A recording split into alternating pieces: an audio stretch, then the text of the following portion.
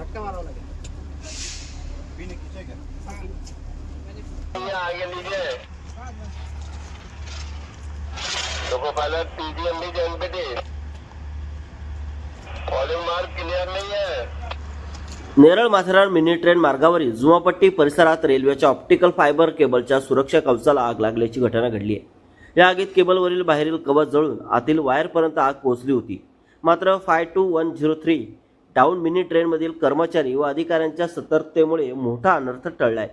ही cable रेल्वेच्या दळणवळण, संपर्क व्यवस्था आणि इंटरनेट सेवेसाठी महत्त्वाचे असल्याने काही काळ चिंतेचे वातावरण निर्माण झाले होते. विशेष म्हणजे घटनास्थळ परिसर झाडी आणि जंगलाने वेढलेला असल्याने आग अधिकच भडकण्याची शक्यता होती.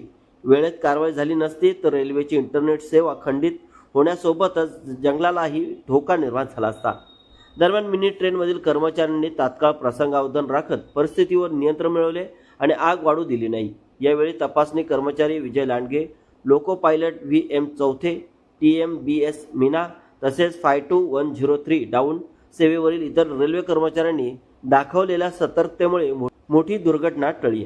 या घटनेनंतर संबंधित रेल्वे कर्मचारी व अधिकाऱ्यांच्या कार्याचे सर्व स्तरातून कौतुक होत आहे.